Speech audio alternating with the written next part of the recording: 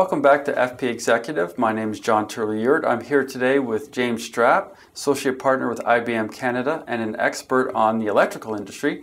James and I were discussing the changes to the electrical grid, and now we're moving into the business opportunities that the changes to the electrical grid is generating, if I can use that term. Could you explain some of the business opportunities you've seen in your career emerging? Certainly. Well, as the grid turns into more of a two-directional flow of data as well as electricity, it opens up a lot of opportunities in different parts of this, and a lot of challenges for the existing industry as well to respond to. Okay. For example, the questions about now we have technologies that allow customers to be able to monitor their use and display their energy use inside the home, to perhaps monitor or control individual appliances within that, like your pool pump or your air conditioner use, some of the things that use a lot of electricity. Whose role is it to provide those technologies, supply the services around those, maintain those technologies inside the house? It's not something that utilities traditionally have gone into inside the home. There's a lot of other organizations that have relationships inside those areas. A lot of opportunities in terms of offering services, not just offering that technology which appeals to a few people and the early adopters, but offering the services that use that technology to reduce people's bills. So, for an example, would it be designing a new kind of thermostat for your house where you could, obviously we've been told for years now to put our air conditioning down in the summer when we're not at home. But are these new thermostats perhaps an opportunity for smarter ones that would do a lot more than just that? Yeah, there's technologies that exist to enable that thermostat to be adjusted not just while you're away or at night, but on certain times when the electricity price in the wholesale market is peaking. Okay. So you have companies that can enter this as aggregators and say, I will have a group of people that sign a contract with me, allow me to control their air conditioner, and I will sell that excess non-usage, if you will, back to the grid and be able to make some revenue from that type of arrangement. There's a number of different models that are possible.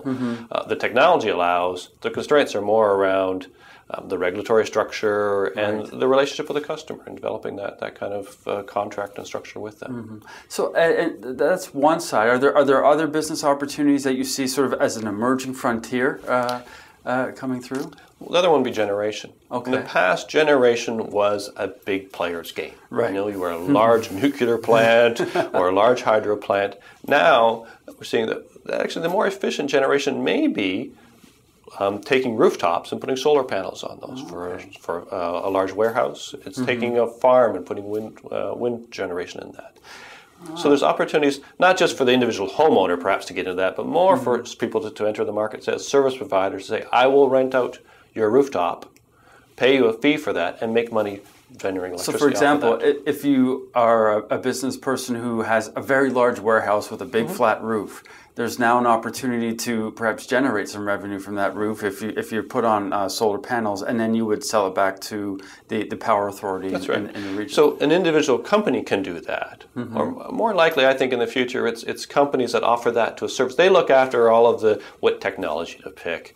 How do I enter the market and sell this back? All of the industry specifics around that, and just pay a monthly fee or some kind of fee to this company to lease that roof space, if you will. I see. And would this roof space also be used to power themselves? It could be, yeah. It could very well be. And the savings potential for that, is it big, small? It can be substantial. A lot depends on, again, the market structures. Right now, in most markets, that kind of generation is valued more. You pay more than it actually costs to buy electricity from the grid. I see. Okay.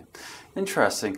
Well, let's talk a little bit more about some of the business opportunities that you refer to in the home, and where business people may be able to help, families or businesses more efficiently use. I mean, I mentioned the thermostat. Is there technologies, for example, that are coming out associated with, let's say, appliances that use a lot of electricity that might be able to figure out when the energy is really expensive and you may not want to use your dishwasher, for example? Yeah, a number of different devices that are being available. A number of them that are then interconnected. You'll use your home Wi-Fi. Right. Be able to put not just a standard plug, but a plug that records how much energy is going through it. Oh, that's interesting. Communicates that back up to your desktop, and then has some basic software that tells you, okay, which appliances are using this electricity where, but also going through and saying, okay, you would save this much if you replaced your old refrigerator. So there may in fact be opportunities in helping people actually see their energy use and the costs of that. That's right. So that then they can more efficiently use power. So there's a percentage of the population who do that, who want to go there. There's probably a larger percentage of the population who don't want to spend the time looking at the individual technologies, applying that. So again, there's opportunities for service providers, and whether that's your local utility or some other company, depending on the structures, to offer a service to you. Say, I will wire your house. I will pay you a certain amount, perhaps, or I will guarantee a certain savings for that. For doing this. And that's the type of thing we're seeing coming. Interesting. Well, I think as power gets increasingly expensive, these kind of opportunities are going to become more viable and certainly more interesting. And I hope that Canadian companies will look into developing some of them. James, thank you for joining us today. Really interesting. Thank you again.